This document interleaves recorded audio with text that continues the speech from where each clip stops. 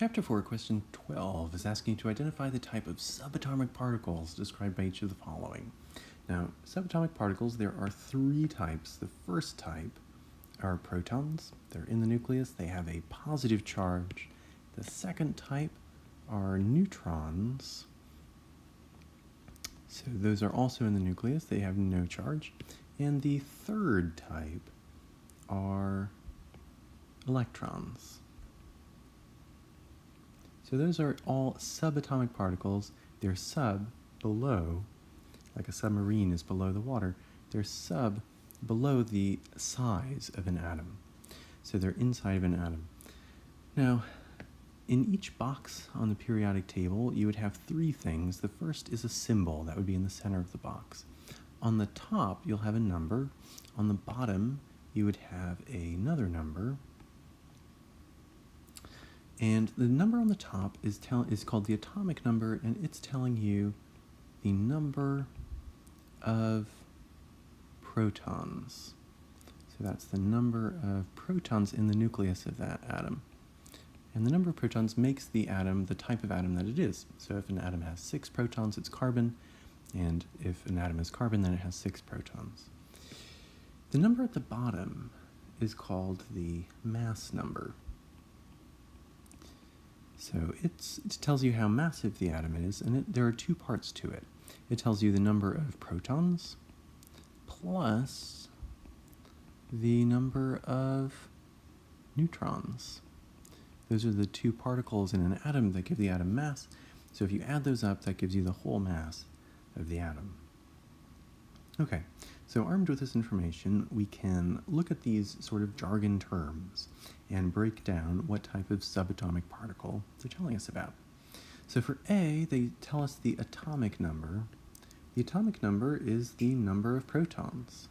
So that's telling us about the number of protons. How about the mass number? Well, we saw the mass number tells us about the number of protons plus the number of neutrons. And so that would be the answer for B. The mass number is telling us about the number of protons and the number of neutrons. Now, what if you took the mass number and you subtracted the atomic number? Remember, the mass number is the number of protons plus the number of neutrons. You can see that there.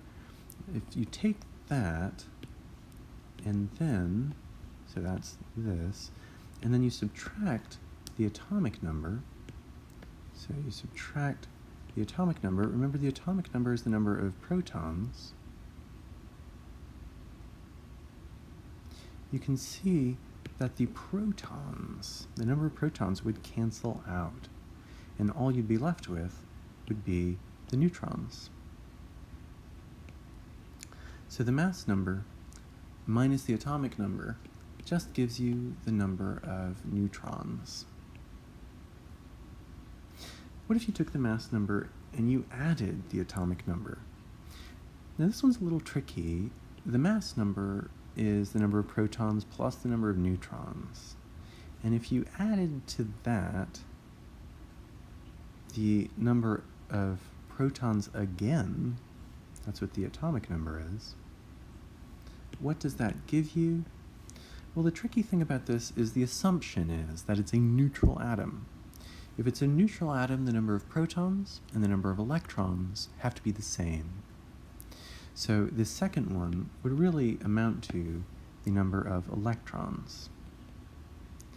And if you take the mass number and add the atomic number, it describes the protons, neutrons, and electrons. In other words, it describes all of the subatomic particles.